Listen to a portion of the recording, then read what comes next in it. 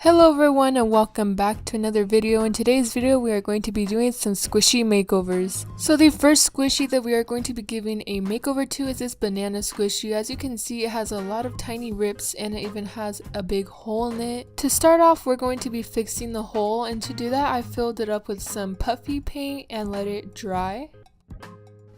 And to seal up all the tiny rips on the squishy, I painted the squishy with a layer of yellow puffy paint. After that first layer of puffy paint completely dried, I went ahead and painted another layer of puffy paint. And after that second layer of puffy paint finally dried, I went ahead and started decorating my squishy. For some reason, whenever I looked at the squishy, it reminded me of an ice cream sundae, so I just decided to make this banana inspired by ice cream sundae. As you can see, I drizzled some white and brown puffy paint to make it look like chocolate drizzle, and I also added some sprinkles to the top. This is the banana squishy before the squishy makeover. And this is the squishy after. I honestly love the new and improved version of the squishy. I love how it's inspired by an ice cream sundae. It just looks so good, it looks so edible, and it just looks so cute and adorable. The next squishy we are going to be giving a makeover to is this macaron squishy.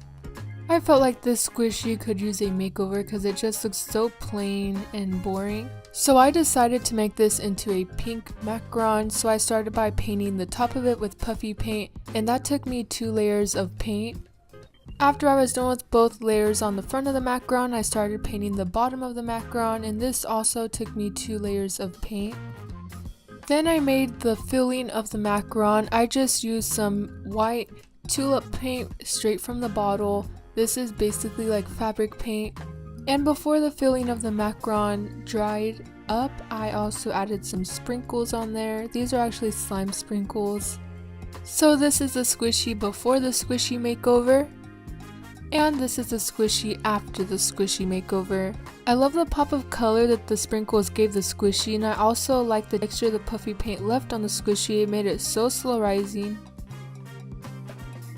So the last squishy we will be giving a makeover to is this green donut. This donut squishy is actually very squishy, but I just don't think green is a good color for a donut, so I decided to give the squishy a makeover. I started off by taking the phone strap part of the squishy off. That actually left a small hole in the squishy, and as I was looking at it, I also saw this other hole that I did not realize at all. So to fill those up, I filled it up with puffy paint and let it dry. After that, I took off the drizzle from the donut so that we could work with a clean, smooth surface. As you can see, when I took off the drizzle, the surface of the donut wasn't leveled, so to level it up, I painted it with a coat of puffy paint. And then after that, I started painting on layers of puffy paint for the bottom of the donut. Once the bottom of the donut was all dried, I started working on the top of the donut, which is the icing part. I painted the icing part of the donut yellow, and I also topped it off with some sprinkles. I thought it would be cute if I made this donut inspired by a duck, so to do that I made a beak out of a piece of makeup sponge, and I painted it orange and topped it off on the squishy along with some eyes. This is a squishy before the squishy makeover. And this is a squishy after. I thought this squishy was really different and unique than the other squishies, but it was honestly so adorable and so cute.